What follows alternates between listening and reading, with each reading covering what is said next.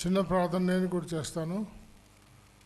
పూజార్హుడమైన గొప్ప తండ్రి, మహాగణుడ, మహిమాన్వితుడా, ఈ మధ్యాహ్న కాలం మీ బిడ్డలమైన మమ్మను మీ సన్నిధిలో సమకూర్చిన విధానం కొరకు స్తోత్రం చెల్లిస్తున్నాం. ఏ పవిత్రమైన ఉద్దేశం చేత ఈ రీతిగా మీ బిడ్డలను కూడుకోవడం మీకు ఇష్టమైందో ఆమె దగలి చిత్తాన్ని నెరవేర్చమని వేడుకుంటున్నాం. పని ప్రారంభించబడి 40 సంవత్సరాలు అయింది. ఎంతో సంతోషం నాయన. ప్రారంభ దినాల్లో సువార్తలో ఎంతో మీ బిడ్డలు పాల్గొన్నారు. ఇప్పటికి కూడా సువార్త సేవ చేస్తూ ఉన్నారు. ముందుగా చిన్నగా ప్రారంభించబడిన మందిరం, కింద ఉన్న మందిరం మేము ఎరుగుదము. అది మరి తర్వాత స్థలం కొనబడడం, విస్తారంగా వ్యాప్మ చేయడం, కింద వృద్ధి చేయబడింది. తర్వాత పైన మందిరం నిర్మించబడింది. పై మందిరం కూడా వృద్ధి చేయబడింది. ఇంకా ఈ గ్రామంలో పలు స్థలాల్లో మరి మందిరాలు సంఘ పరిచయం చేస్తూ ఉన్నారు. మీకు స్తోత్రం చెల్లిస్తున్నాం.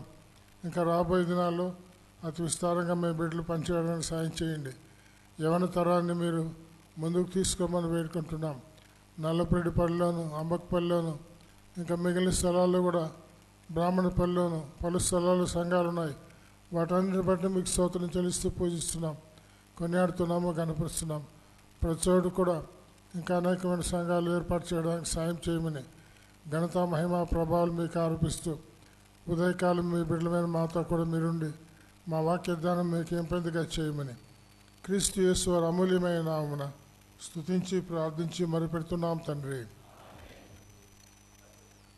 దినవృత్తాంతములు 2వ గ్రంథములో 14వ అధ్యాయంలో మనం చదువుకున్న మాటలో, అబియా తన పితరులతో కూడా నిద్రింపగా జనులు అతని దావీదు పట్టణమందు పాతిపెట్టి అతనికి బదులుగా అతని కుమారుడైన ఆసా రాజాయను.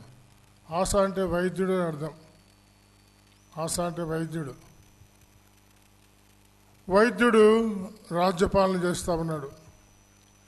వైద్య వృత్తి అనేది చాలా ముఖ్యమైనది. ఈ రోజుల్లో వైద్యులుగా మరి తరబేదు కావాలంటే నీట్ పరీక్షలు పాస్ అవ్వాలి. మరి ఆసా చాలా తెలివైన వాడని మనకు అర్థమవుతుంది. ఆసా తెలివైనవాడు, పాలనలో కూడా తెలివైనవాడు. మనం చదువుకున్న భాగంలో అతని దినముల్లో దేశము నెమ్మదిగా ఉండింది. పలుమార్లు నెమ్మదిగా ఉండిందని మాట మనం చదువుకున్నాం. ఆసా రాజు అయ్యాడు. మొదటి వచనంలో 10 సంవత్సరములు నెమ్మదిగా ఉండింది రాజ్యం. ముందుగా 10 సంవత్సరాలు నెమ్మదిగా ఉండింది. ఆ తర్వాత 39 ఏళ్ళు కూడా నెమ్మదిగా ఉండింది. ఎంత గొప్ప సంగతో చూడండి. 39, 40 ఇంచుమించుగా మీలాగా 45 ఏళ్ళు నెమ్మదిగా మీరున్నారు కదా. అట్లా ఆసా కాలంలో కూడా దేశమంతా నెమ్మదిగా ఉండింది. నెమ్మది అనే దాన్ని బట్టి మనం గుర్తుంచుకోవచ్చు. నెమ్మదిగా ఉంటే వాళ్ళు అనేక పట్టణాలు కట్టినారంట. 7వ వచనంలో, దేవుడైన యెహోవాను మనం ఆశ్రయించినందున ఆయన మన చుట్టూ నెమ్మది కలుగజేస్తున్నాడు. దేశమందు మనం నిరభ్యంతరముగా తిరగవచ్చును. మనం ఈ పట్టణములను కట్టించి పట్టణాలు కట్టినారు. వాటికి ప్రాకారములను, గోపురములను, గుమ్మములను, ద్వారములను అమర్చుదాము. ప్రాకారం కట్టినారు, గోపురాలు కట్టినారు, గుమ్మములు కట్టినారు, ద్వారబంధరాలు అమర్చినారు. పట్టణంలో కట్టి వృద్ధి నందిరి. కట్టే కొలది వృద్ధి నందిరి. ఎంత మంచి మాట చూడండి. ఆ కాలంలో డాళ్లను, ఈటలను పట్టుకుని 3 లక్షల మంది యూదావారును, కేడము ధరించి విల్లు వేయి 2,80,000 మంది బెన్యామీనీలను కూడిన సైన్యం ఆసాకుండెను. బెన్యామీలు 2,80,000 మంది అంట. బెన్యామీనీలు ఎలాంటి వాళ్ళు అంటే, ఎవరైనా తల వెంట్రుక, ఒక వెంట్రుక పట్టుకుని పైకెత్తే వాళ్ళ ఒడిసెలతో ఆ తల వెంట్రుకను కొట్టి మరి తల వెంట్రుకను తెంపేసేవాళ్ళు. అంతటి బలశాలు, అంతటి గురి కలిగిన వాళ్ళు. అలాంటి గురి కలిగినటువంటి వాళ్ళు మరి బెన్యామీనీలు మరి 2,80,000 మంది ఉన్నారంట. కనుక ఆశ ఏమీ తక్కువ లేదు చూడండి.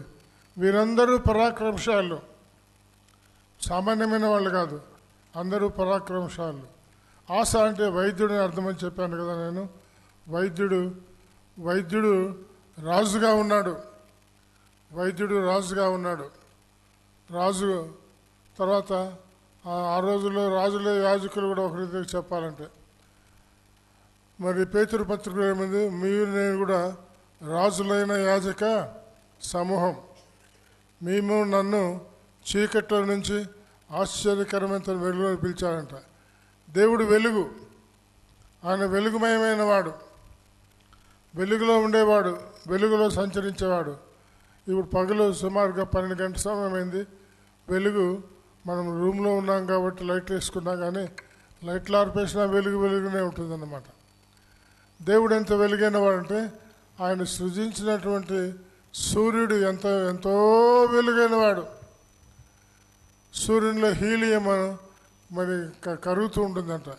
ఒకసారి మనం బయటికి వెళ్ళి పైకి కళ్ళు చూస్తే మన కళ్ళమ్మడి అప్పుడు నీళ్ళు వస్తాయన్నమాట. ఎన్నో లక్షల కిలోమీటర్ల దూరంలో సూర్యుడు ఉన్నాడు. అంత సూర్యుని చూస్తేనే మన కళ్ళలో నీళ్ళు వస్తే ఇంకా సమీపించగలమాట, సమీపించలేం. దేవుడు సృజించిన ఒక సూర్యుడే అంత వెలుగైన వాడంటే, దేవుడు మరి కోటాను కోట్ల సూర్యులను సృజించిన వాడు. ఆయన సృష్టికర్త. క్రీస్తు యేసు వారు ఎవరంటే సృష్టికర్త. ఆయన సృజించిన వాడు, సృష్టికర్త. అంతటి మరి ఆయనంత వెలుగైన వాడంటే నిజంగా ఎంతో గొప్ప వెలుగైన వాడు. అందుకే బైబిల్ ఏం చెప్తుందంటే, దేవుడు లోకంలోనికి వెలుగుగా వచ్చి ఉన్నాడు. God is light, God is light అన్నమాట అందరూ ఒప్పుకుంటారు. లోకంలో అన్నిలు కూడా, క్రైస్తవేతరులు కూడా, నాస్తికులు కూడా గాడ్ ఈజ్ లైట్ అన్నమాట అంగీకరిస్తారు. దేవుడు వెలుగైన వాడు. ఆయన నమ్మిన బిడ్డలమైన మిమ్మల్ని కూడా వెలుగు చేత నింపేవాడు. వెలుగంటే దేవుని వాక్యమే. ఈరోజు రేపు మరి ఆదివారం దాకా దేవుని వాక్యం చేత దేవుడు మనల్ని నింపుతూ ఉన్నాడు. వాక్యం చేత మనం నింపబడాలా. వాక్యం చేత మన హృదయాలు, మన మనస్సును మనం నింపుకోవాలని చెప్పని ఈ కూడికలు ఏర్పాటు చేయబడ్డాయి. వాక్యాన్ని నింపుకోండి. ఏ ఒక్క మీటింగ్ కూడా మీరు మర్చిపోవద్దు, రాకుండా ఆగిపోవద్దు. అన్ని కూడికలకు రండి. పల్లెల వాళ్ళైనా పొద్దున్నే త్వరగా రండి, మొదటి మీటింగ్కి రండి. మొట్టమొదటి రాత్రి వరకు రండి. రాత్రి మీకు వెళ్ళడానికి కూడా అవకాశం కల్పిస్తారు ఇక్కడ వాళ్ళు. కనుక మీరేం తొందరపడక్కర్లేదు. లేదా ఇక్కడే ఉండిపోవచ్చు కూడా 4 రోజులు కూడా ఇక్కడున్న అవకాశం ఉంటుంది. కనుక గుర్తుంచుకోండి, దేవుని ఆశ్రయించాలి మనం. ఎవరు ఈ దేవుడు అంటే, ఈయన పాపికి ఆశ్రయుడు. తెలుగులో మనం పాట పాడుకుంటాము, పాపినైనా రక్షించడానికి ఆయన ఈ లోకానికి వచ్చాడు. ఈ 2, 3, 4 రోజులు మీటింగులు ఆషామాషిగా మీరు వచ్చినారేమో కదా, అట్లా కాదు. మీ పాపాలు క్షమించబడ్డాయో లేదో ఒకసారి మీరు ఆలోచన చేయండి. పాపాలు క్షమించబడి ఉంటే సంతోషమే, కానీ పాపాలు క్షమించబడకుండా ఉంటే గుర్తుంచుకోండి, పాప క్షమాపణ అనేది ప్రాముఖ్యమైంది. యేసు ప్రభువా, నేను పాపిని, నేను ఘోరమైన పాపిని, నా పాపాలు క్షమించమని ఎవరైతే అడుగుతారో వారి పాపాలు ఆయన క్షమించే గొప్ప దేవుడు. నీకు వచ్చిన సొంత మాటలే ఆయనతో చెప్పు, ఆయనకు అర్థమవుతుంది. ఆయనకు అర్థం కాదంటే ఏం లేదు. మీ మనసులోనే చెప్పుకోవచ్చు, మెల్లగానే చెప్పుకోవచ్చు, గట్టిగానే చెప్పుకోవచ్చు. ఎట్లా చెప్పినా ఆయన వింటాడు. ఆయన చెవిటివాడు కాదు. ఆయన అన్నాడు, రక్షింపనేరకి ఉన్నట్లు నా చెవులు మందము కాలేదు. మీరు ప్రార్థిస్తే ఆయన వింటాడు. ఆయన వినడానికి చెవులు గల దేవుడు. ఆయన చెవిలికి మందము, ఆయన చెవిటివాడు కాదు. ఆయన చెవుడు కాడు కాబట్టి ఆయనకు ప్రార్థన చేస్తే ఆయన వింటాడు, జవాబిస్తాడు. పాపినైనా రక్షించమంటే ఇదిగో రక్షించాలని నా బిడ్డ అంటాడు. మనల్ని ఆయన రక్షించడానికే ఈ లోకానికి వచ్చాడు. 2000 సంవత్సరాల క్రితం ఈ లోకానికి వచ్చాడు. రక్షకుడుగా ఆయన ఉదయించాడు నన్ను పాట పాడుకుంటాం కదా. కానీ లోకం ఆయన దేవుడుగా గుర్తించలేదు. ఆయన ఎందుకంటే సామాన్యమైన పుట్టాడు ఆయన. ఆయన రాజుగా పుట్టి ఉంటే రాజులకు మాత్రమే లభ్యమై ఉండేది. కానీ రాజుగా కాకుండా ఆయనకు సామాన్యమైన వాడుగా పేద కుటుంబంలో పుట్టాడు. పేద కుటుంబంలో పుట్టాడు కాబట్టి అందరికీ అందుబాటులో ఉండాలనుకున్నాడు. కానీ ఆయన పేదవాడు కాబట్టి లోకం ఆయన గుర్తించలేకపోయినారు.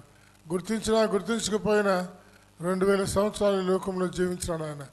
ఆయన జీవితంలో ఏ పొరపాటు లేదు, ఏ డాగు లేదు, ఏ మచ్చ లేదు.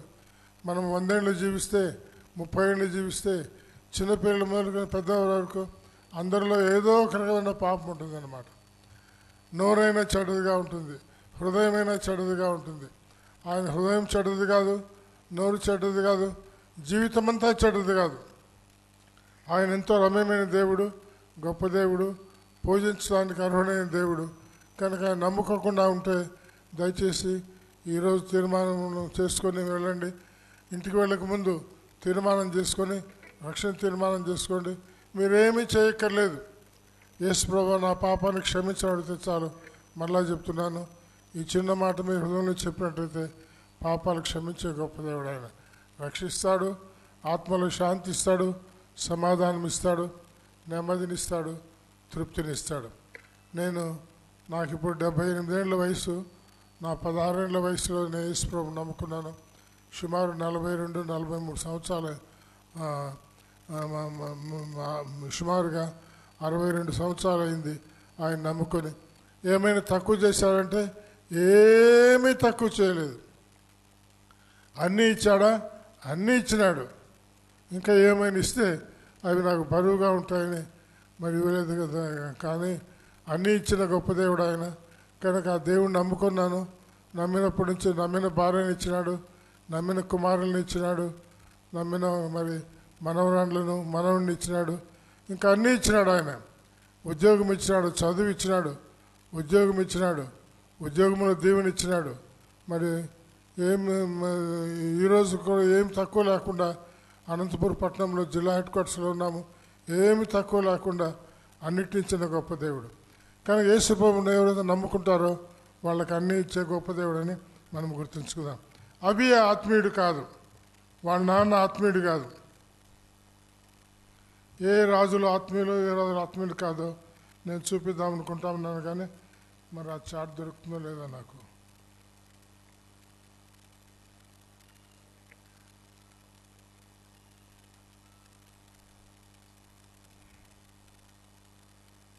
ఎక్కడ కనబడడం లేదు. తర్వాత మీకు చూపిస్తాను నేను, గుర్తుంచుకోండి.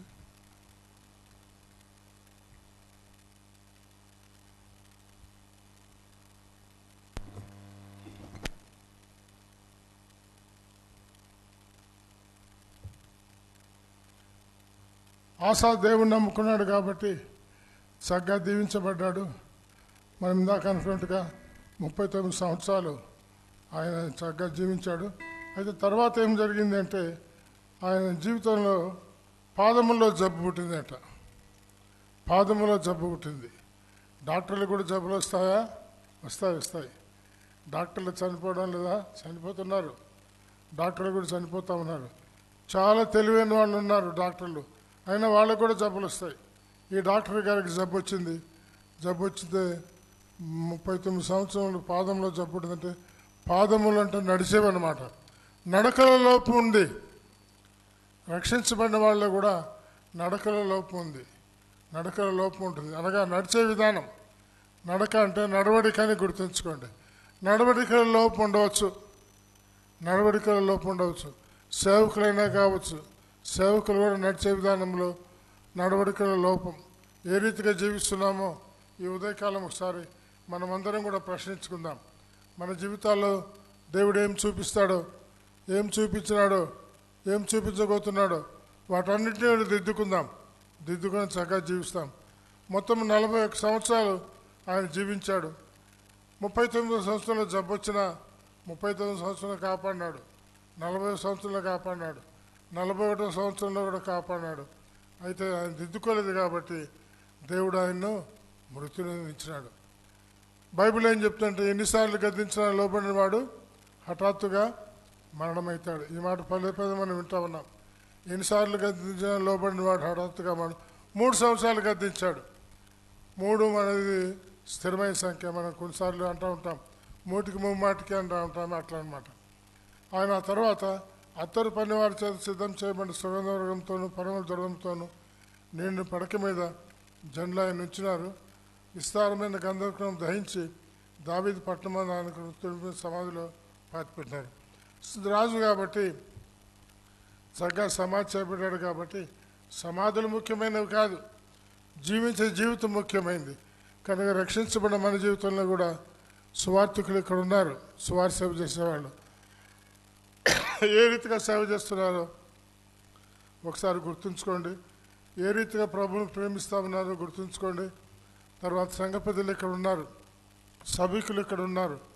అందరి పక్షంగా దేవుడు కార్యం చేసేవాడు, అందరి కొరకు ప్రాణం పెట్టినాడు. కాబట్టి ఏ రీతిగా జీవిస్తున్నారో ఒకసారి పరీక్షించుకుందాము.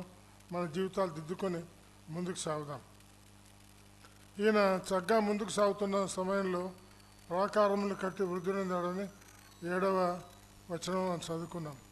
కానీ ఆ తర్వాత ఏమైందంటే కూషీయుడైన జరహు వాళ్ళ మీదకి 1000 సైన్యంతో వచ్చాడంట. ఈయనకి ఎంతమంది సైన్యం ఉన్నారనుకున్నాము? డాళ్ళు ఈటలు కలిగిన వాళ్ళు 3 లక్షల మంది. ఆ తర్వాత విల్లు వేయగలిగిన వాళ్ళు 2,80,000. 3 లక్షలు ప్లస్ 280 అంటే ఎంత? 5,80,000. కానీ వచ్చిన శత్రువుకి ఎంతమంది ఉన్నారు? కూషీయుడైన జరహు 1000 సైన్యం ఉన్నారంట. ఎంత విచిత్రమో చూడండి.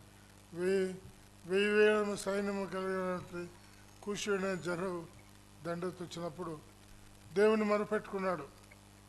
దేవుని మొరపెడితే దేవుడు వాళ్ళకి జయం ఇచ్చినాడు. కనుక అమ్మాయి గుర్తుంచుకోండి, దేవుడు మొరపెడితే జవాబిచ్చే గొప్ప దేవుడు. మొరపెడితే జవాబిచ్చే గొప్ప దేవుడు. 1000 సైన్యంతో వచ్చాడు. 1000 అంటే 6 సున్నాలు. 6 సున్నాలు అంటే 10 లక్షలు అన్నమాట. ఈయనకుండేది 5,80,000. 10 లక్షలు అంటే సుమారుగా 2 సైన్యం వచ్చినారు.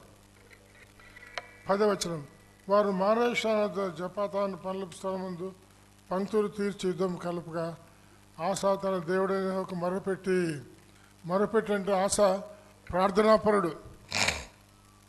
రక్షించబడిన అమ్మాయ, నీ సమస్యలని తీర్చేది ప్రార్థనే. గుర్తుంచుకోండి, ప్రార్థనే. ఈరోజు చాలామంది వచ్చినారు. మరి పులివెందులో కూడా ప్రార్థన ఒకరోజు జరుగుతుంది. ఒక రోజంతా ప్రార్థన ఉంటారు. కొన్నిసార్లు ఆల్ డే టైం అంతా ప్రార్థనలు ఉంటారు, రాత్రి ఉంటారు. ప్రార్థన కూడికంటే ఇంతమంది రారు. కానీ ప్రార్థన ఎంత ప్రాముఖ్యమైనదో చూడండి. ప్రార్థన చేస్తే దేవుడు జవాబిస్తాడు, మొరపెడితే జవాబిస్తాడు. కనుక నీ సమస్యలు ఏమైనా సరే, అవి వ్యక్తిగతమైన కానివ్వండి, కుటుంబ సంబంధమైన కానివ్వండి, పిల్లల సంబంధమైన కానివ్వండి, మొరపెడితే దేవుడు జవాబిస్తాడు. మేము కూడా మా కుటుంబంలో మా సమస్యలు వచ్చినప్పుడు ప్రార్థన చేస్తూ ఉంటాం. నేను నా భార్య కలిసి ప్రార్థన చేస్తూ ఉన్నాం. మా ప్రార్థనలు అన్నిటికీ దేవుడు జవాబిచ్చినాడు. 100కి 100 జవాబిచ్చినాడు. ఏ లోపం లేకుండా, తొందర ఏమి లేకుండా దేవుడు జవాబిచ్చినాడు. లోపం ఏమైనదంటే మాలోని లోపం, ఇంకా చేయవలసినంతగా ప్రార్థన చేయలేదని మేము అనుకుంటా ఉన్నాం. నిన్న కాక మొన్న మన అనంతపురంలో ఆల్ నైట్ ప్రేయర్ చేసినారు. మా సంఘంలో 400 మంది ఉంటారు. ఎంతమంది వచ్చినారు అలాంటి ప్రేయర్ అంటే 40 మందే వచ్చినారు. 400 మందికి 40 మంది అంటే దశం భాగం లాగా వచ్చినారు అన్నమాట. ప్రార్థన అంటే తక్కువ మంది వస్తారు, అలాగుండదు. ఎందుకంటే ప్రార్థన, మన దేవుడు ఎవరు? మొరపెడితే జవాబిచ్చే దేవుడు. విగ్రహములు ఒట్టివి, వాటికి చెవులు ఉన్నా కానీ ప్రార్థన చేస్తే ఆ విగ్రహాలు వినవు. విగ్రహాలకు జవాబు లేదు, విగ్రహాలకు జవాబు రాదు. విగ్రహం నుంచి రాత్రి మగలు బయలుదేవత. మనం తర్వాత ఒక రాణిగారు పరిపాలన చేస్తారు. రాణిగారు విగ్రహారాధికురాలు. ఆమె విగ్రహాలను పూజించే మరి పూజారులను ఒక 400 మంది తయారు చేసింది. 400 మంది కేకలు వేసుకుంటూ తమ శరీరాన్ని గాయపరుచుకొని ప్రార్థన చేసిన వాళ్ళ ప్రార్థన ఆ విగ్రహాలు వినలేదు. బైబిల్ చెప్తుందిగా, విగ్రహము ఒట్టిదనియు. ఇంకా ఎవరైనా విగ్రహారాధన చేసే వాళ్ళు ఎక్కువ ఉంటో గుర్తుంచుకోండి, విగ్రహాలు ఒట్టివి. ఆ విగ్రహాలను మానేయండి, విగ్రహాలను మానేయండి. మరి క్రీస్తుని నమ్ముకున్న మీరు నేను విగ్రహాలను చేయడమే అనుకుంటాం. కానీ అయితే బైబిల్ ఏం చెప్తుందంటే, దేవుని కంటే దేన్ని ఎక్కువగా మనం ప్రేమిస్తే అదే మనకు విగ్రహం అంట. యేసయ్య గ్రంథంలో దేవుడు అన్నాడు, నరపుత్రుడా, ఈ మనుషులు తమ హృదయంలో విగ్రహాలు నిలుపుకొని నా దగ్గర మొరపెడుతున్నారు, నేను మన ప్రార్థన వింటే ఎట్లా వింటానన్నాడు అన్నమాట. దేవుని నమ్మిన బిడ్డలకు విగ్రహాలు ఎక్కడ ఉంటాయంట? హృదయంలోనే విగ్రహాలు ఉంటాయి. హృదయంలో నుంచి ఏమైనా తీసేయగలమా? హృదయం నుంచి తీసేయాలంటే హృదయం దెబ్బతింటుంది. కనుక హృదయం నుంచి ఏమీ తీసేయలేం, హృదయం నుంచి ఏమీ తీసేయలేం. కానీ గుర్తుంచుకోండి, తీసివేయడానికి శక్తి కలిగిన వాడు దేవుడే. కానీ దేవుని కంటే దేన్ని ఎక్కువగా మనం ప్రేమిస్తూ ఉంటే ఆ ప్రేమించేది మానుకుందాం. మరి నీ కుమారులను ఎక్కువ ప్రేమిస్తున్నావా, కుమార్తెలను ఎక్కువ ప్రేమిస్తున్నావా, ఇండ్లను ఎక్కువ ప్రేమిస్తున్నావా, ఉద్యోగాన్ని ఎక్కువ ప్రేమిస్తున్నావా, సాఫ్ట్వేర్ని ఎక్కువ ప్రేమిస్తున్నావా, హార్డ్వేర్ని ఎక్కువగా ప్రేమిస్తా ఉన్నావా, మనవళ్ళను మనవరాలను ఎవరిని ఎక్కువగా ప్రేమిస్తావో, దేన్ని ఎక్కువగా ప్రేమిస్తున్నావో దాని అంతటినీ తీసేసుకోవాలి. తీసేసుకుంటేనే దేవుడు మన మనవి వింటాడు. అలా మరి దేవుణ్ణి ప్రేమించాలా, ఆయన వాక్యాన్ని ప్రేమించాలా, ఆయనకు ప్రార్థన చేయాలా. యెహోవాకు మొరపెట్టి, యెహోవా విస్తారమైన సైన్యం చేతులు ఓడిపోకుండా బలం లేని వారికి సహాయం చేయుటకు నీకన్నా ఎవరు లేరు. మా దేవా యెహోవా మాకు సహాయం చేయము, నిన్నే నమ్ముకొని ఉన్నాం. రక్షణ కొరకే ముందే నమ్ముకున్నాడు ఆశ. అయితే ఇప్పుడు యుద్ధంలో సహాయం కొరకు కూడా దేవునే నమ్ముకున్నాడు. మీరు నేను కూడా సహాయం కొరకై దేవునే నమ్ముకోవాలి. సమస్యలు ఏ సమస్య అయినా సరే ఆయన నమ్ముకున్నప్పుడు సమస్యలన్నింటినీ తీర్చేదేస్తున్నాము. తెలుగులో మనం పాడబడుకున్నాం, సమస్యలన్నీ తీర్చును యేసు రక్తము, యేసు రక్తము, ప్రభు యేసు రక్తం. యేసు రక్తం సమస్యలను తీర్చేస్తుంది. రక్షించింది నిన్ను, యేసు రక్తం రక్షించింది. ప్రతి పాపం నుంచి కడిగి పవిత్రపరిచింది. యోహాను 1 పత్రిక 1 అధ్యాయం 9-10 మనం పాపం లేని వారం చెప్పుకున్నట్లే మనల్ని మనమే మోసపుచ్చుకుందాం. రక్షించబడిన మనం కూడా పాపం లేని వారని చెప్పుకోకూడదంట. ఎందుకంటే రక్షించబడింది ఆత్మ, అయితే శరీరం ఇంకా రక్షించబడలేదు. రక్షించబడిన శరీరంలో రక్షించబడిన ఆత్మ ఉన్నాడు కాబట్టి అందుకే గలతీ పత్రిక ఉంది, మీరు ఆత్మానుసారంగా నడుచుకోండి, అప్పుడు మీరు శరీరేచ్ఛలు నెరవేర్చరు. కానీ ఎప్పుడు మనం ఆత్మానుసారంగా నడుచుకోలేం. శరీరం డామినేట్ అవుతుంది అన్నమాట. కొన్నిసార్లు శరీరం డామినేట్ అవుతుంది.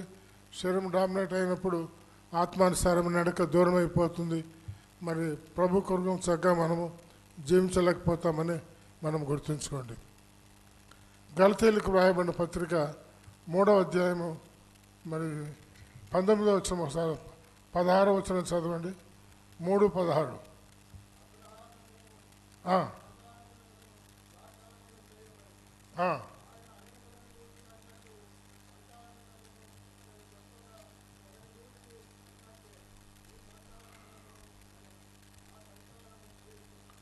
నాలుగు 19 చదవండి. గలతీ 4:19. నా పిల్లలారా, క్రీస్తు స్వరూపము మీ యందు ఏర్పడు పర్యంతరం. నా పిల్లలారంటే మీరు నేనే. పౌలు వంటి భక్తులు సువార్త ప్రకటిస్తే మనం యేసుప్రభువుని నమ్ముకున్నాం. ఇందాక కూడా మన పౌలు భక్తుల గురించి మనం విన్నాం. ఆయన సువార్త ప్రకటిస్తే నమ్మిన మనలో ఏం ఏర్పడాలంట? క్రీస్తు స్వరూపం మనలో ఏర్పడాలంట. ఏ దేవుడు కూడా ఆయన నమ్మిన బిడ్డలకు తన పేరు చెప్పలేదు. మన పేరేమి? క్రైస్తవులు. క్రైస్తవులు అంటే క్రీస్తును అనుసరించేవారు, క్రీస్తును వెంబడించేవారు, క్రీస్తును ఫాలో అయ్యేవాళ్ళు, క్రీస్తు మాటలు వినేవాళ్ళు. హెబ్రీ పత్రిక 1వ అధ్యాయం ముందు పూర్వకాలం ముందు నానా సమయంలో నానా రీతులుగా ప్రవక్తల ద్వారా పితలతో మాట్లాడిన దేవుడు యుగముల అంతమందు తన కుమారుని ద్వారా మనతో మాట్లాడాడు. కుమారుడైన క్రీస్తు ద్వారా మనతో మాట్లాడాడు. ఆయన కుమారుడైన క్రీస్తు ద్వారా మనతో మాట్లాడినాడు కనుక ఆయన మాటలు వింటున్న మనం ధన్యులు మనం గుర్తుంచుకోండి. ఆ మాటల ప్రకారంగా మీరు నేను జీవించాలి. కనుక ఈరోజు రేపు ఆదివారం వరకు జరిగే కోడికల్లో దేవుడు ఆయన బిడ్డలమైన మనకు ఏ వాక్యం ఇస్తాడో విందాం. మనకు అవసరమైన మాటలే ఇస్తాడు, అవసరమైతే అర్థమయ్యేది చేస్తాడు. కానీ ఆ వాక్యాన్ని విని దాని ప్రకారం అనుకొని ముందుకు సాగుదాం. మరి గెలిచినారా యుద్ధం అంటే 12వ వచనం చదవండి. మళ్ళీ దినవృత్తాంతం 2వ గ్రంథం 14వ అధ్యాయం 12వ వచనం. 12వ వచనం. యెహోవా ఆ కూషీయులను, ఆసయుటను, యూదావారియుటను నిలువనీయక వారిని ముత్తినందున వారు పారిపోయి పరిగెత్తి వెళ్ళిపోతున్నారు. అరే మనం 10,000 మంది 10 లక్షల మంది ఉన్నామే, 10,000 మంది సైన్యం ఉన్నామే అని మరలా 13వ వచనం. ఆసాయును అతనితో కూడా ఉన్న వారిను గెరారు వరకు వారిని తరుముగా, వీళ్ళ సైన్యం చిన్న సైన్యమేనే మనం తరుముతున్నారని కూషీలు మరలా పంక్తులు తీర్చడానికి పూనుకున్నారంట. కానీ పంక్తులు తీర్చలేక యెహోవా భయం చేత, ఆయన సైన్యపు భయం చేత 5,80,000 మంది సైన్యానికి 10 లక్షల మంది 10,000 మంది 5,000 మరి 10,000 మంది సైన్యము కలిగినటువంటి 1,000 సైన్యము కలిగిన వాళ్ళు మరి 5,80,000 సైన్యానికి భయపడి పరిగెత్తిపోతూ ఉన్నారు. యూదావారు విశేషమైన కొలసము పట్టుకొని, కొలసము దొరికిందంట. యుద్ధంలో ఏదైతే వాళ్ళు విడిచిపెట్టిపోతారో కొలసము దొరికింది. ఆదికాండ గ్రంథంలో మరి మనకు అబ్రహాం ఉన్నాడు. అబ్రహాము అన్న కుమారుడైన లోతు కూడా ఉన్నాడు. లోతు సొదొమ గొమొర్రాలో నివసించినాడు. ఆ తీయక్కర్లేదు, మనకు తెలిసిన సంగతే. సొదొమ రాజు గొమొర్రా రాజు మీదకి వేరే రాజులు వచ్చారు, యుద్ధం చేసినారు. సొదొమ రాజును గొమొర్రా రాజును పట్టుకొని ఆ తర్వాత వాళ్ళ అక్కడ కాపురం ఉన్నటువంటి లోతును ఆయన కుటుంబాలను పట్టుకొని వెళ్ళిపోతూ ఉన్నారు. అబ్రహాంకి ఆ సంగతి వినబడినప్పుడు ఆయన ఇంట్లో పుట్టి పెరిగినటువంటి 318 మంది సైన్యం ఉన్నారంట. వాళ్ళని తీసుకొని బయలుదేరినాడు. సైన్యము సొదొమ రాజు గొమొర్రా రాజు ఇద్దరు రాజులు సైన్యంకి 318 మందితో ఎట్లా పోయినాడంటే ప్రభువును పెట్టిపోయినాడు. అంతే 318 మంది యుద్ధం చేస్తే సొదొమ రాజు ఓడిపోయినాడు, గొమొర్రా రాజు ఓడిపోయినాడు. ఆ తర్వాత ఆస్తిపాస్తులు విడిచిపెట్టి వాళ్ళు మరి పరిగెత్తి వెళ్ళిపోయినారు. సొదొమ రాజు గొమొర్రా రాజు గెలిచినారు. మరి వచ్చే వాళ్ళు పరిగెత్తిపోతే సొదొమ రాజు గొమొర్రా రాజు ఏమన్నారంటే, అబ్రహాం గారు యుద్ధం చేసి మమ్మల్ని విడిపించినారు, మనుషులు మాత్రం మాకు ఇవ్వండి, ఇదిగో కొల్ల సొమ్మంతా మా సొమ్మంతా మీరు తీసుకోమన్నారు అన్నమాట. కానీ అబ్రహాం ఏమన్నాడు మీకు గుర్తుందా? ఒక నూలు పోగైనా చెప్పుల వారైనా నేను తీసుకొని నువ్వేమంటావు? నా దేవుడు నన్ను దీవిస్తాడు, నేను ఇచ్చిన దాన్ని బట్టి దేవుని దీవెన వచ్చింది అని నన్ను అంటావు కాబట్టి నేను తీసుకొని అన్నాడు. సొదొమ రాజు గొమొర్రా రాజు ఆ మాట అన్నారు, కానీ లోతు మాత్రం ఆ మాట అనలే, సైలెంట్గా ఉన్నాడు అన్నమాట. కానీ ఆ యుద్ధంలో దొరికిన దాన్ని తీసుకున్న కొలసో మాత్రం దండిగా దొరికిన దాన్ని పట్టుకున్నాడు. తీసుకున్న తర్వాత ఆయన మెల్కీసెదెకునకు దశంభాగం ఇచ్చాడంట. మొట్టమొదటిసారిగా దశంభాగం అనే మాట ఆదికాండ గ్రంథంలోనే మనకు కనిపిస్తుంది. ఎవరో అన్నారు ఆదికాండంలో పాత నిబంధనలో దశంభాగం లేదు, క్రొత్త నిబంధనలో దశంభాగం మీరు అంటున్నారు. క్రొత్త నిబంధనలో వర్ధిల్లకూడదని ఉందన్నమాట, విస్తారముగానే మాట ఉంది.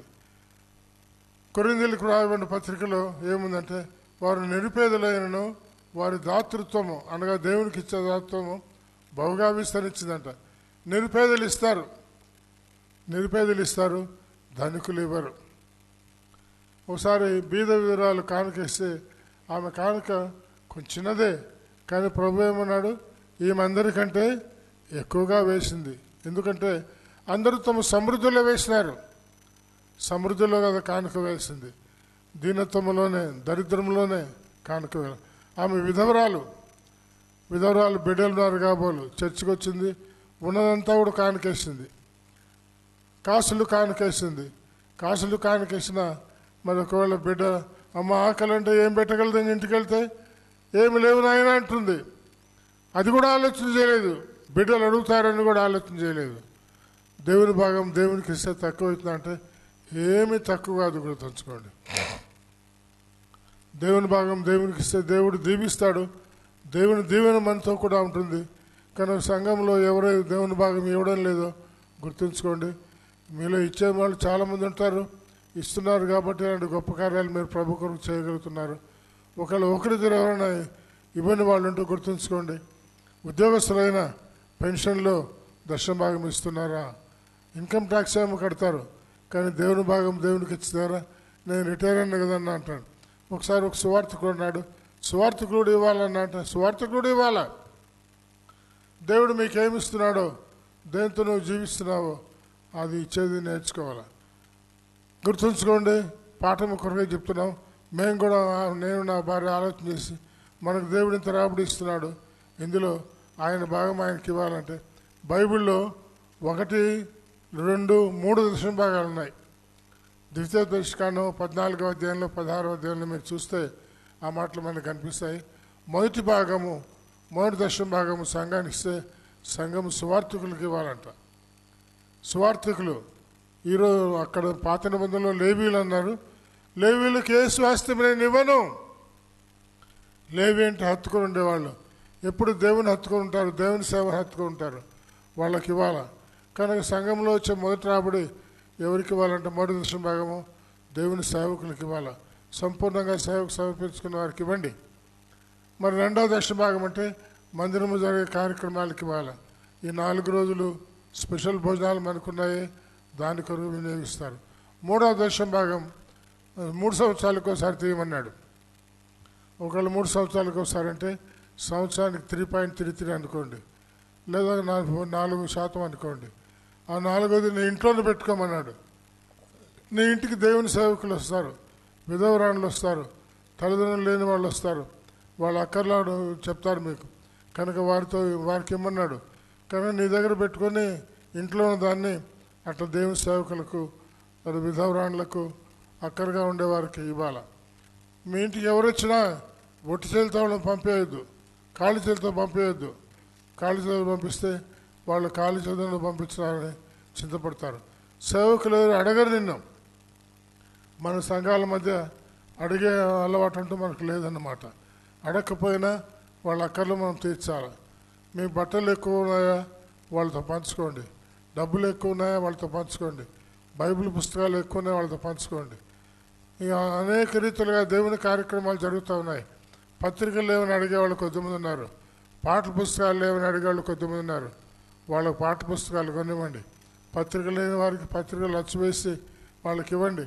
వాళ్ళు పంచే పత్రికల ద్వారా, వాళ్ళు పాడే పాటల ద్వారా దేవునిలో ఎంతోమంది రక్షించబడతారో అందులో నీకు కూడా భాగం ఉంటుందన్నమాట. కానీ యూదా వారు విశేషమైన కులసం పట్టుకోవడం మాత్రమే కాదు, దేవుని భాగం దేవునికి వారు ఇచ్చి ఉంటారని మనం గుర్తుంచుకోవాలి. గెరారు చుట్టూ ఉన్న పట్టణంలోని వారందరి మీదకి యెహోవా భయం వచ్చినగా ఆ పట్టణంలన్నింటిలోనూ కొల్లం పెట్టి వాటిలో ఉన్న మిక్కటమైన కొలసమును దోచుకున్నారు. కనుక ప్రజలు దండిగా దోచుకున్నారు. మరియు వారు పశువుల శాలను పడగొట్టి విస్తారమైన గొర్రెలను, వంటలను సమకూర్చుకొని యెరూషలేమునకు తిరిగి వచ్చారు. కనుక యెరూషలేముకు తిరిగి వచ్చే సమయానికి సంపూర్తిగా గొప్ప అనేకమైనటువంటి ఆశీర్వాదాలతో వారు తిరిగి వచ్చారు. కనుక దేవుని భాగం దేవునికి ఇచ్చిన వారికి దేవుడేమి తక్కువ చేయడు. గుర్తుంచుకోండి, గొప్ప ఆశీర్వాదము. మరి గొర్రెలు, వంటలు సమకూర్చుకున్నారంటే ఆ రోజుల్లో డబ్బు లేదు, ఆస్తిపాస్తులన్నీ గొర్రెలే, ఆస్తిపాస్తులన్నీ పశువులే అన్నమాట. పశువుల శాలలు పడగొట్టినారు. వాళ్ళ పశువుల చిన్నగా ఉండేవి, విస్తారమైన పడగొట్టి విస్తారమైనటువంటి శాలను కట్టించినారు. సమకూర్చుకొని యెరూషలేముకు తిరిగి వచ్చినారు. కానీ ఈ దేవుడు సమకూర్చడానికి సాయం చేస్తాడు, సమకూర్చుకొని సాయం చేస్తాడు, ఇచ్చే దేవుడు ఆయన. కనుక దేవునికి ఇచ్చి ఎవరు నష్టపోయిన వాళ్ళు లేరు, తగ్గిపోయిన వాళ్ళు లేరని గుర్తుంచుకుందాం. 15వ అధ్యాయానికి వస్తే దేవుని ఆత్మ అజర్యా మీదకి వచ్చి ఆసాను ఎదుర్కొని పోయినాడు. బెన్యామీను వారలారా నా మాట వినండి, మీరు యెహోవా పక్షపు వారైతే మీ పక్షమున ఆయన ఉంటాడు. కానీ గుర్తుంచుకోండి, మీరు దేవుని పక్షం వాళ్ళైతే దేవుడు మీ పక్షంగా ఉంటాడు. ఎంత గొప్ప మాట. 3వ వచనం, నిజమైన దేవుడైన ఉపదేశమైన యాజకులను ధర్మశాస్త్రమైనను చాలా దినములు ఇశ్రాయేలుకు లేకుండా పోను. రాబోయే దినాల్లో ఇశ్రాయేలుకు లేకుండా పోతుందంట. గుర్తుంచుకోండి, మనకు కూడా రాబోయే దినాలు మన ప్రధానమంత్రి గారు ఏమన్నారు, ఆదివారం సెలవు దినం తీసేస్తామంటున్నారు. తీసేస్తారో లేదో మనకు తెలియదు, కానీ ఒకవేళ తీసివేస్తే మన పరిస్థితి ఎట్లాగుంటుంది. ఆదివారం వర్కింగ్ డే అంటే టీచర్లు స్కూల్స్కి పోవాలా. పొద్దున స్కూల్కి వెళ్ళి రాత్రి 8 గంటల దాకా ఇంటికి తిరిగి వచ్చే వాళ్ళు చాలామంది ఉన్నారు. మరి అట్టినప్పుడు ఎట్లా ఆరాధన చేయగలం? శుక్రవారం సెలవు ఇస్తారంట. మహమ్మదీయులు శుక్రవారం, హైందవులు శుక్రవారం కాబట్టి వాళ్ళ మహమ్మదీయులు గలాట్ చేయకుండా శుక్రవారం ఇస్తామని చెప్తే వాళ్ళని కూడా సంతోషపడటం అవుతుంది. క్రైస్తవులకు మాత్రమే అన్యాయం క్రైస్తవులకు ఆదివారం ఉంటే వీళ్ళు మత మార్పిడి చేస్తున్నారు. ఏ మార్పిడి చేస్తున్నాం మనం? ఎవరిని మార్చగలం మనము? ఎవరిని మార్చలేం. మత మార్పిడి చేసినా మళ్ళీ వెనక్కి వెళ్ళిపోవచ్చు కదా. కనుక బలవంతంగా ఈ కార్యం జరిగేది కాదు. క్రీస్తు యేసుని నమ్ముకున్నారంటే ఇష్టపూర్వకంగా, ఉద్దేశపూర్వకంగా నమ్ముకుంటున్నారని మనం గుర్తుంచుకోవాలి. కనుక దేవుడు కొరకు మనం నిలబడాల్సిన సమయం వస్తూ ఉంది. 6వ వచనం, దేవుడు జనములను సకలమైన బాధలతో శ్రమపరచను. అనేక బాధలు వస్తాయి మన మీదకి, శ్రమలు కూడా వస్తాయి. యోహాను సువార్త 16వ అధ్యాయం చివరి వచనంలో ఏమిటంటే, లోకంలో మీకు శ్రమ కలుగును. ఏం కలుగుతుందంట? శ్రమ కలుగును. ఆయనను మీరు ధైర్యం తెచ్చుకోండి, నేను లోకాన్ని జయించి ఉన్నాను.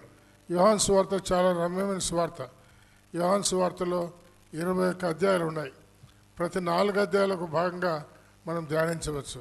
మొదటి 4 అధ్యాయాలు 1 నుంచి 4 దాకా ఒక భాగం అనుకోండి, 5 నుంచి 8 దాకా రెండవ భాగం, 9 నుంచి 12 దాకా మూడవ భాగం, 13 నుంచి 16 దాకా 4వ భాగం.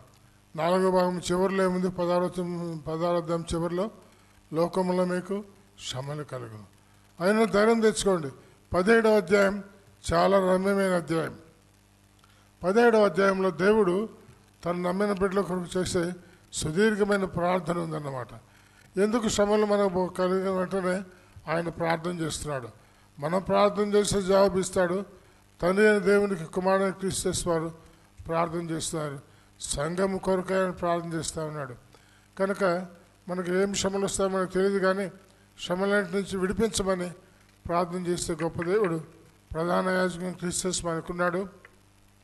ఆయన ప్రార్థన తండ్రి దేవుడు వింటాడు, విని జవాబిస్తాడు. 17వ అధ్యాయం అన్నాడు, నేను లోకం కొరకై ప్రార్థించట్లేదు. లోకం కొరకు ప్రార్థన చేయమా? మనం చేస్తున్నామే. లోకం రక్షణ పొందాలని ప్రార్థన చేస్తాడు నిజమే, కానీ అయితే ముందుగా లోకము కొరకు, రక్షణ కొరకు చేసే ప్రార్థన కంటే ఆయన నమ్మిన బిడ్డలమైన మనకు వచ్చే శ్రమల గురించి ఆయన ప్రార్థన చేస్తున్నాడు. కనుక ఎలాంటి శ్రమలు వచ్చినా ఆయన మాకు సాయం చేస్తాడు, చక్కగా కాపాడతాడు. 17వ అధ్యాయం అయిపోయిన తర్వాత 18, 19, 20, 21 చివరి 4 అధ్యాయాలు మరొక భాగం. కనుక 4, 4, 4, 16 అలాగూ 17 నుంచి 21 5వ భాగము, మరి 18 నుంచి 21 5వ భాగము, 17వ అధ్యాయము ప్రాముఖ్యమైన భాగం. మొత్తం 6 భాగాలుగా యోహాను సువార్తను ధ్యానించి మీరు చదువుకోండి. అనేకమైన ఆత్మీయ సత్యాలు దేవుడు మీకు నేర్పించేవాడు ఉంటాడని మనం గుర్తుంచుకుందాం. మరి అవి ఆశా రాజు అయిన తర్వాత దేవుడు చేసిన మేలన్నిటి గురించి మనం ఆలోచన చేస్తూ ఉన్నాము. యుద్ధంలో కూషీయుడైన జెరసు మీదకి వెళ్ళి యుద్ధం చేసినప్పుడు దేవుడు ఆయనకు సాయం చేసినాడు. సాయం చేసి అనేక గొప్ప కార్యాలు చేసినాడు. 4వ వచనం, 15వ అధ్యాయం 4వ వచనం, తమ శ్రమైందు వారు ఇశ్రాయేలు దేవుడు మళ్ళీ దేవుడు యెహోవా యుద్ధకు మళ్ళుకొని ఆయన వెతికినప్పుడు ఆయన వారికి ప్రత్యక్షం ఇచ్చాను. శ్రమల్లో మనము ఆయన వైపు మళ్ళుకోవాలి. శ్రమల్లో మనము రాజకీయ నాయకుల వైపు మళ్ళుకోవాలని కాదు, మరి ముఖ్యమంత్రి దగ్గర మళ్ళుకోవాలని కాదు, ప్రధానమంత్రికి లేకపోతే మరి మంత్రుల దగ్గరికి, ఎమ్మెల్యే దగ్గరికి వెళ్ళడం కాదు, ఆయన వైపుకే మళ్ళుకోవాలి. ఆయన దగ్గరే వెతకాల. వెతుకుతా ఆయన ప్రత్యక్షమవుతాడంట. ఆ కాలంలో దేశంలో కాపురస్తులందరికీ గొప్ప కల్లోలము కలిగిన. కనుక రాబోయే దినాలు కల్లోలం మనకు కలిగే దినాలు. పని పాటలు చక్కబెట్టుకొని తిరిగి వారికి సమాధానం లేకుండే దినాలు. సమాధానము పోగొట్టుకోకూడదు, మనం సమాధానం కలిగి ఉండాలి. 6వ వచనం, దేవుడు జనములను సకల విధంగా బాధతో శ్రమపరచాడు. దేవుడే శ్రమపరుస్తాడంట. జనం మీదకి జనము, పట్టణం మీదకి పట్టణము పాడైపోతాయి, పట్టణాలు పాడైపోతాయి, ఇండ్లు పాడైపోతాయి, తొందరలు వస్తాయి, జబ్బులు వస్తాయి, మరి కోవిడ్ లాంటివి అనేక రకమైన వస్తాయి. వాటన్నిటిలో కూడా మీరు నేనేం చేయాలంటే ధైర్యం తెచ్చుకోవాలి. 8వ వచనం, ప్రవక్త అయిన ఓదది ప్రవచన మాటలు ఆశ విన్నప్పుడు అతడు ధైర్యం తెచ్చుకొని యూదా బెన్యామీను దేశమంతట్లో నుండి, ఎఫ్రాయిము మన్యంలో నుండి, తాను పట్టుకున్న పట్టణంలో నుండి హేయమైన విగ్రహంని తీసివేసి. ఇది శ్రమలు వచ్చినప్పుడు మనం పరీక్షించుకోవాలి. పరీక్షించుకొని దేవునికి అయిష్టమైనవి, ఆయాస్కరమైనవి మనలో ఏమున్నాయో అవన్నీ తీసివేయాలంట. యెహోవా మంటపేట నుండి యెహోవా బలిపీఠమును కట్టించి ఏమేమి పడిపోయినాయో దేవుని బలిపీఠం, ఆ బలిపీఠాన్ని కట్టించాలి.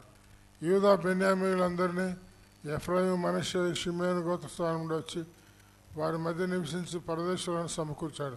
అందరినీ సమకూర్చాలి. అతని దేవుడైన యెహోవా అతనికి సహాయుడు చూసి ఇశ్రాయేలు విస్తారమించినంత పక్షంగా చేరి. ఇశ్రాయేలు అంటే 10 గోత్రాలు ఇశ్రాయేలు వాళ్ళు. ఈయనేమో యూదా వారి పక్షంగా ఉన్నవాడు. యూదా బెన్యామీను 2 గోత్రాలే. ఇశ్రాయేలు అనేకులు కూడా ఈయనకు దేవుడు సహాయం చేయాలని చూసినారంట. చూసి అబ్బో ఆశతో పాటు ఉంటే మనకు కూడా దీవెన ఆశీర్వాదాలు మనకు వస్తాయని చెప్పని ఆయన పక్షంగా చేయలేరట. 10 గోత్రాల వాళ్ళు 2 గోత్రాల వైపు రావడము గొప్ప సంగత, 2 గోత్రాల వాళ్ళు 10 గోత్రాలు రావడం గొప్ప సంగత. అంటే నిజానికి 2 గోత్రాల వాళ్ళు వెళ్ళిపోవడమే సర్వసామాన్యంగా జరుగుతుంది. కానీ అయితే 10 గోత్రాల వాళ్ళు రావడం అనేది దేవుడు మనకు తోడుగా ఉంటే సహాయుడు చూసి, కనుక దేవుడు మీకు నాకు సహాయంగా ఉన్నాడని లోకము చూడాలా, లోకానికి కనబడాలా. అలాగే దేవుడు సహాయం చేశాడంట. తర్వాత ఆశ ఈ రీతిగా 15 సంవత్సరాలు ఆశ 10వ ఆశ ఏలుబడి ఎందు 15వ సంవత్సరం 3వ నెలలో వాళ్ళు యెరూషలేములో కూడి తాము తీసుకొచ్చిన కొలసములో నుండి 700 ఎద్దులను 7,000 గొర్రెలను యెహోవాకు బలులుగా అర్పించి, కొలసమంతా మాదే కదా అని తెచ్చుకున్నారు. కానీ అయితే ఏం చేసినారు? దేవునికి అర్పించినారు, దేవునికి ఇచ్చినారు. ఆ బలు అంటే మొట్టమొదటి బలి దహన బలి, అంటే సంపూర్తిగా కాల్చివేయడం, దేవుని కొరకే కాలిపోవడం అన్నమాట. దేవుని కొరకు కాలిపోవడం, ఏమీ ఉంచుకోకూడదు, క్రొవ్వంతా కూడా కరిగిపోవాలా. ఆశ మంచోడే కానీ అయితే చివరి దినాల్లో దారి తప్పినట్టుగా మనం చూస్తాం. బైబిల్లో యూదా రాజులు 20 మంది ఉన్నారు. 20 మందిలో హిజ్కియా మంచివాడే, తర్వాత యోషియా మంచివాడే. కానీ దినవృత్తాంతము 2వ గ్రంథం 32వ అధ్యాయంలో చూస్తే హిజ్కియాలో కూడా గర్వము ప్రవేశించిందట, యోషియాలో కూడా గర్వం ప్రవేశించింది. ఎవరమైనా మీలో నాలో కూడా గర్వము ప్రవేశించగలదు. అందుకే 12వ వచనం అన్నాడు, పూర్ణ హృదయంతోనూ పూర్ణాత్మతోనూ తమ పితరులను యెహోవా యొద్ద తాము విచారణ చేయదుమని తీర్మానం చేసుకున్నారు. హృదయమంతా ఆయనకే, ఆత్మంతా ఆయనకే. హృదయం అనేది మానవ జీవితానికి కేంద్రం మనకు తెలుసు. ఆ హృదయంలో పూర్ణంగా ఆయనకి ఇవ్వడం అంటే మన జీవితం అంతా ఆయనకి ఇవ్వడం అన్నమాట. సమయం అంతా ఆయనకి ఇవ్వడం. వారంలో ఆదివారం ఆరాధనకు వస్తాము, ఆదివారం మందిరం స్తుతిస్తాం, ఇంకా మళ్ళీ మర్చిపోతారు. అలా కాకుండా వారమంతా కూడా ఆయన స్తుతించే వాళ్ళంగా ఉండాలి, పూజించే వాళ్ళంగా ఉండాలి, ఆయన గ్రంథం చదివే వాళ్ళంగా ఉండాలి. జార్జ్ ముల్లర్ గారు మన బ్రదర్ సంఘాలకు ప్రముఖుడని చెప్తూ ఉంటాడు. ఆయన 200 పర్యాయాలు బైబిల్ చదివాడంట. చదవడం కాదు, ధ్యానించినాడంట. ఎన్నిసార్లు? 200 సార్లు. 200లకు 0 కొట్టేయండి, ఎంత? 20 సార్లు నేను బైబిల్ అంతా చదివినా అని చెప్పేవాళ్ళు ఎవరైనా చూడండి, చేతులు ఎత్తున చూస్తాం. 37 సార్లు. చాలా సంతోషం అన్న. సుబ్బాడన్న 37 సార్లు, పద్మారావణ చదివినారు. మరి చాలా కొద్దిమందే చేతులు ఎత్తినారు. స్త్రీల వైపు ఒక్కరు కూడా ఎత్తిన నాకు కనపడలే. ఎవరిని ఎత్తినారమ్మా? ఒక్కరు కూడా లేదు. మీకు సమయం దండిగా ఉంటుంది కదా, ఇంట్లో ఉంటారు, వంట చేసుకుంటూ ఉంటుంది. జార్జ్ ముల్లర్ గారు అన్నారు, నా బైబిల్ నేను ఎప్పుడు మూసివేయను అన్నాడు. ఆయన బైబిల్ తెరిచే ఉంటుందంట. తెరిచింటే దుమ్ము పుడుతుంది కాదు, దుమ్ము కొరకు కాదు, ఆయన బైబిల్ తెరిచే ఉంటుంది. ఒక వచనం చదువుకుంటాడు, ధ్యానించుకుంటూ మిగిలిన పనులు చేసుకుంటాడు అన్నమాట. కానీ మీరు నేను కూడా వాక్యానికి ఎంత ప్రాముఖ్యత ఇవ్వాలి. వాక్యానికి ప్రాముఖ్యత ఇచ్చినారు. హృదయం అంతా కూడా దేవునికే, దేవుని వాక్యానికే. ఆత్మ అంతా కూడా దేవుని వాక్యానికే. హృదయము ఆత్మ అనేవి అంతరింద్రియాలు. పంచేంద్రియాలు ఆయనకి ఇవ్వాలా, అంతరింద్రియాలు ఆయనకి ఇవ్వాలి. తమ పితరులైన దేవుడైన యెహోవా విచారణ చేయుదామని తీర్మానం చేసుకుంటే ఆశ పిన్నలే కానీ, పెద్దలే కానీ, పురుషులే కానీ, స్త్రీలే కానీ విచారణ చేయని వారందరికీ మరణశిక్ష విధిస్తామని తీర్మానం చేశాడు ఆయన. అందరూ ఓకే అన్నారు. మేము దేవుని దగ్గర విచారణ చేస్తాం, చేయకపోతే మాకు మరణశిక్ష విధించమన్నారు. ఎంత గొప్ప సంగతి చూడండి. వారు ఎలుగెత్తి బొబ్బలిడ్చు మేళంతోనూ బుర్రలో నాదంతోనూ బేరి ధ్వనులతోనూ యెహోవా సన్నిధిని ప్రమాణం చేసినారు. వాయిద్యాలన్నీ వాయించినారు. వాయిద్యాలు వాయించి ప్రమాణం చేస్తారంటే వాళ్ళు అంగీకరించారన్నమాట. ఇలాగ ప్రమాణం చేయబడగా యూదా వారందరూ సంతోషం. దేవుని సన్నిధిలో ఏ తీర్మానం చేసుకుంటే మనకేం కలుగుతుంది? సంతోషము కలుగుతుంది. పూర్ణ హృదయంతో ప్రమాణం చేసి పూర్ణ మనస్సు ఆయన వెతికి ఉండేది కనుక యెహోవా వారికి ప్రత్యక్షమై చుట్టూ ఉన్న దేశంతో యుద్ధం లేకుండా నెమ్మదిని కలిగించాడు. నెమ్మది నెమ్మది నెమ్మది అనే మాట ఆసా రాజు కాలంలో చక్కగా మనకు కనిపిస్తుంది. కానీ గుర్తుంచుకోండి, దేవుని కొరకే మనం జీవిస్తే ఆయన నెమ్మదినిచ్చే గొప్ప దేవుడు. 17వ వచనం, 16వ వచనం. తల్లి అయిన మయక ఆసహ మీదకు దేవతాస్తంభం నిలిపినందున ఆమె పట్టపు దేవుగా ఉండకుండా రాజు అయిన ఆశ ఆమెను త్రోసి. తల్లి భక్తిహీనురాలు, మరి తండ్రి కూడా భక్తి లేనివాడు అనుకున్నామే. ఆమె ఒక అసహ్యమైన దేవతా స్తంభాన్ని నిలిపిందంట. ఎంత భయంకరమైన చూడండి. కొడుకు ఇంత బాగుంటే అది తీసేస్తామని తీసేసింది కాదు. వెంటనే ఆయన ఏం చేశాడు? ఆమెను పట్టపు దేవి ఉండకుండా తులసివేసినాడు. ఆమె నిలిపిన విగ్రహాన్ని పడగొట్టి చిన్న బాణములు చేసి కిద్రోను బాగులో దాన్ని కాల్చివేసినాడు. ఆసా ఉన్నత స్థలంలో ఇశ్రాయేలును తీసేయలేకపోయినాడు, కానీ అన్నీ చేయలేకపోయినాడు. కానీ బ్రతిన కాలమంతా హృదయము యథార్థంగా ఉండింది. తన తండ్రి ప్రతిష్ఠించినట్టు తాను ప్రతిష్ఠించినట్టు వెండి బంగారం ఒప్పుకొని మనం అతడు తీసుకొని దేవుని మందిరం ఉంచాడు. దేవుని మందిరంలో ఉపకరణాలు అన్నీ ఉంచాల. ఆసా ఏలుబడి ఎందు 30వ సంవత్సరం వరకు యుద్ధములు జరగలేదు. 30 సంవత్సరాలు యుద్ధం జరగలేదు. కానీ తర్వాత ఏముందో చూడండి. ఆసా 36వ సంవత్సరము ఇశ్రాయేలు రాజైన బయషా యుద్ధం దండెత్తి వచ్చి యూదా రాజైన ఆసా రాకపోకలు జరగకుండా రామాన్ని కట్టింపుగా ఆసా యెహోవా మందిరముండు రాజనగరం ఉన్న బొక్కసం నుండి వెండి బంగారం తీసి దమస్కు నివాసం చేయి సిరియా రాజు దూతలను పంపించాడు. తన రాజ్యం సంబంధమైనటువంటి డబ్బు పంపించవచ్చు, కానీ దేవుని మందిరంలో డబ్బును వాడచ్చు దాని కొరకు వాడకూడదు. కానీ గుర్తుంచుకోండి, దేవుని మందిరము డబ్బును జాగ్రత్తగా మనం కాపాడుకోవాలి. దేవుని కార్యక్రమంలో కాపాడుకోవాలి. ఆశా చేసిన పొరపాటు దీన్ని గుర్తుంచుకుందాము. అలాంటి పొరపాటు మీరు నేను చేయకుందాం. అది ఎవరు పంపించాడు? బెన్హదదు రాజు, సిరియా రాజు పంపించినాడు. నా తండ్రికి నీ తండ్రికి కలిగినట్టు నీకు నాకు సంధి ఉంది, వెండి బంగారం నీకు పంపినాను, డబ్బు ఇస్తే సరిపోతుందా? ఇంకా బయట ఊరుకుంటాడా? ప్రతి సంవత్సరం వచ్చి డబ్బు అడుగుతూ ఉంటాడు. బెన్హదదు రాజు అయిన ఆసా మాట అంగీకరించి తన సైన్యం అధిపతులను ఇశ్రాయేలు పట్టణం పంపగా వీరు ఇయ్యోనులోను దానిలోను అబెల్గాయంలోను నప్తాలి ప్రదేశంలోను చేరిన పట్టణంలోని కొట్లను కొల్లబెట్టి. ఎవరు? ఇశ్రాయేలు వారివేవి. ఇశ్రాయేలు వారంటే సొంత అన్నదమ్ములే. అన్నదమ్ములను కొల్లబెట్టడానికి అనుడైన రాజుకు మరి దేవుని ఆలయంలోని వెండి బంగారాలు ఇస్తాడు. అది తప్పే. సొంత సోదరుల మీదకి యుద్ధం ప్రకటించడం కూడా తప్పే.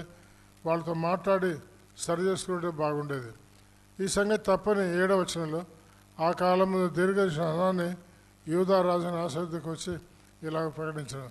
నీవు నీ దేవుడు యెహోవాను నమ్ముకొనుక దేవుని నమ్ముకోలేదే, సిరియా రాజును నమ్ముకుంటావా?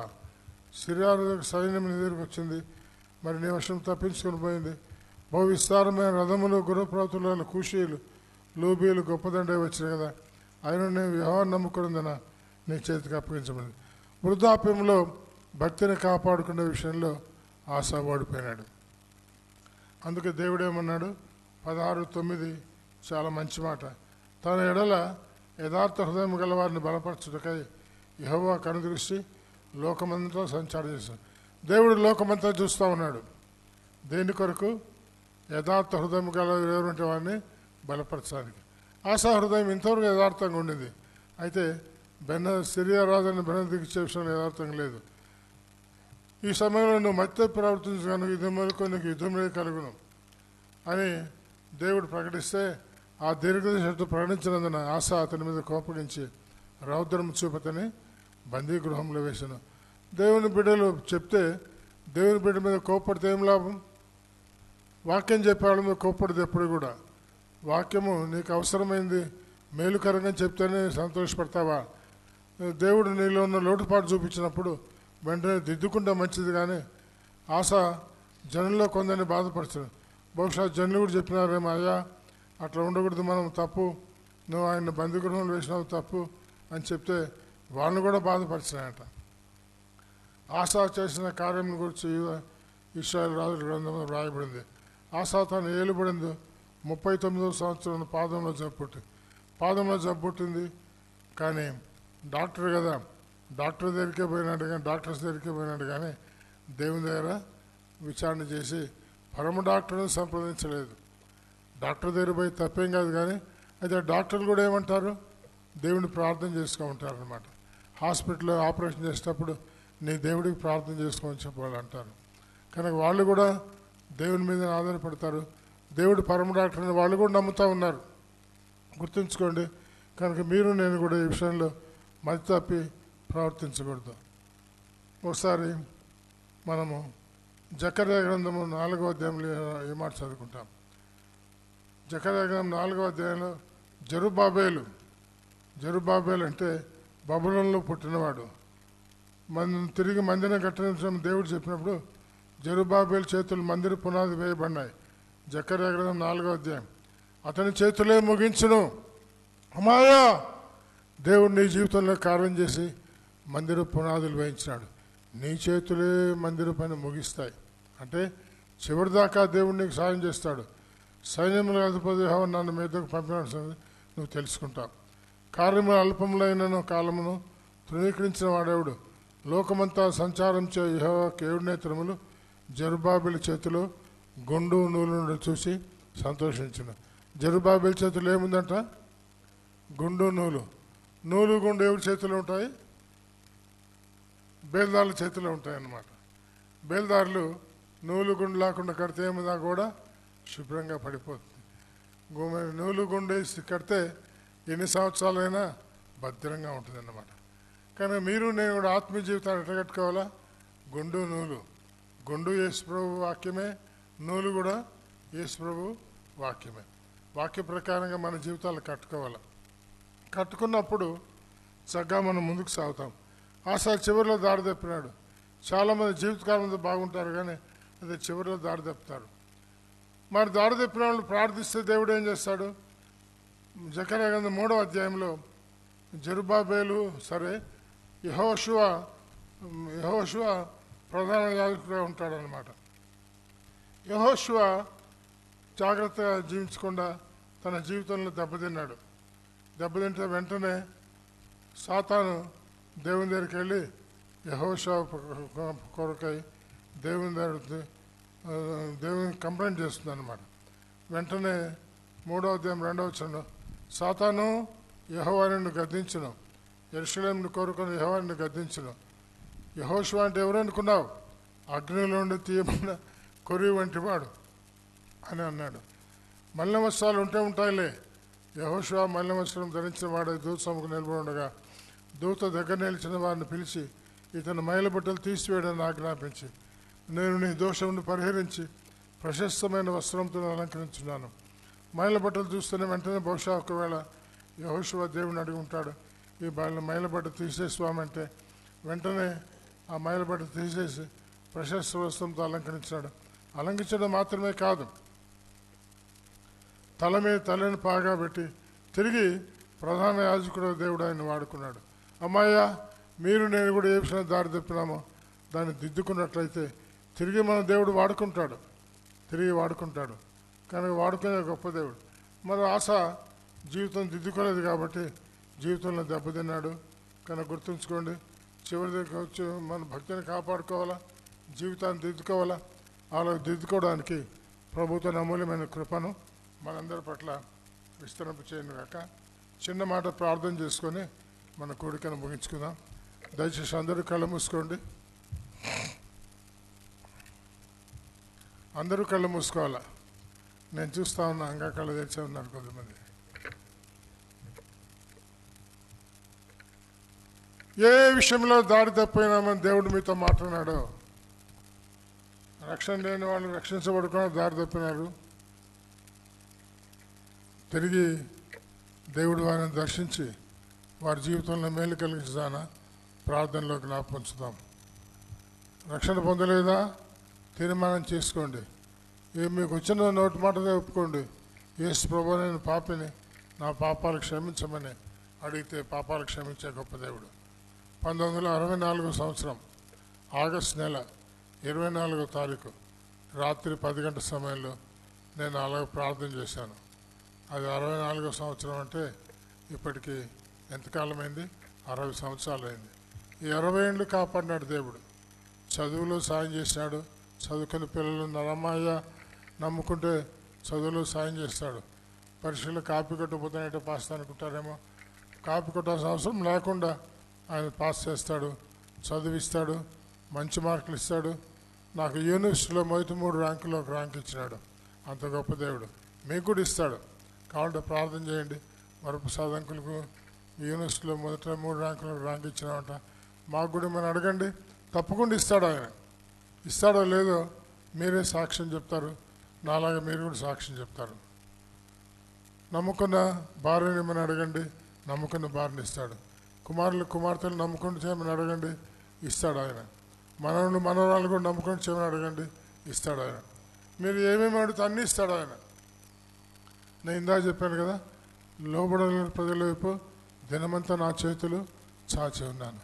ఆయన చాచని చేతులు అంటే పొడవబడిన చేతులు, చేతుల్లో గాయాలు, కాళ్ళలో గాయాలు, వీపంతా గాయాలు, హృదయంలో గాయం, రక్తమంతా చిందించినాడు. యేసు రక్తం ఇందాక చెప్పాను నేను, ప్రతి పాపం చెమలను కడిగి పవిత్రపరుస్తుంది.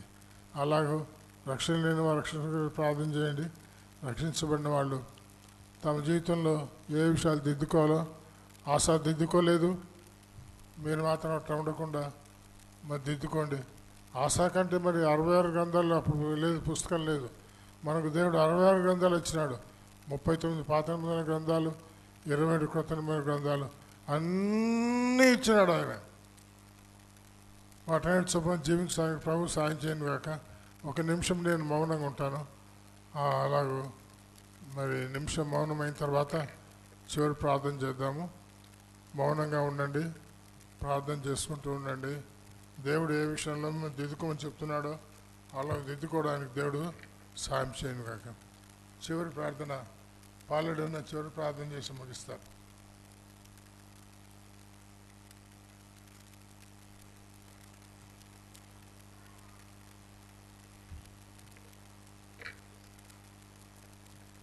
దయాళుడుగు మా ప్రభు, కృపా కనికరముల తండ్రి, వాత్సల్య పరిపూర్ణుడా, నీకు మా స్తుతులు స్తోత్రం చెల్లిస్తున్నాము.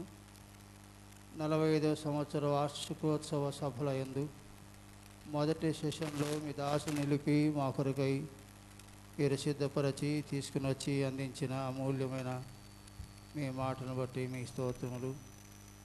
వింటున్న మా హృదయాల్లో మరింత నూతన ఎదుగుదల దయచేయమని ప్రార్థిస్తున్నాము.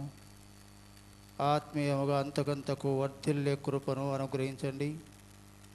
విశ్వాసుల యొక్క విశ్వాసం దినదినం ఎదుగునట్లు చేయండి.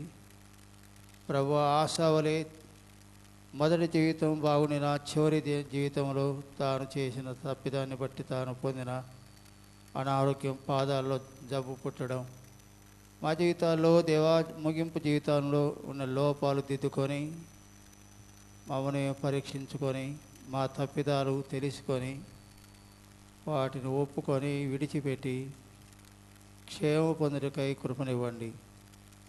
మీ యందు విశ్వాసం ఉంచిన వారు శ్రమలు, కష్టాలు, నష్టం, బాధ, ఇబ్బందులు ఎదుర్కొన్నప్పుడు విశ్వాసంతో ప్రార్థన చేయాలని, ప్రార్థన ద్వారా శ్రమలలో విజయం పొందగలరు అని మీరు జ్ఞాపకం చేశారు. అటు అనుభవాన్ని మా జీవితాల్లో దయచేయండి. చేరి వచ్చిన ఒక్కొక్కరిని దీవించి ఆశీర్వించి మీ కృపాశీర్వతో నింపి పంపించండి. తిరగా మధ్యాహ్నం కాలం కొడుకు చేరి రావడానికి సాయం చేయమని ఈ 3 దినములు ఆదివారం సాయంకాలం వరకు జరగనైన ఈ ప్రత్యేకమైన సభల్లో గొప్పదైన దీవెనకరమైన మహిమకరమైన కార్యాలు మా జీవితాల్లో జరిగించి మహిమ పొందమని మీ హస్తములకు అప్పగించుకొనుచు యేసు ప్రభు నామమున స్తుతించి ప్రార్థిస్తున్నాము తండ్రి. ఆమేన్. తిరిగి 3 గంటలకు మనకు మీటింగ్ ఉంది. అందరం చేరవద్దాము. అందరికీ భోజనాలు సిద్ధంగా ఉన్నాయి. అందరూ కూడా భోజనం చేయాలని ప్రభు సన్నిధిలో దేవుడు సిద్ధపరిచిన ఆహారం ఎవరు తృణీకరించవద్దు. అందరూ కూడా భోజనం చేసి తిరగా 3 గంటలకు రావాలని మనవి చేస్తున్నాం. అందరికీ వందనాలు.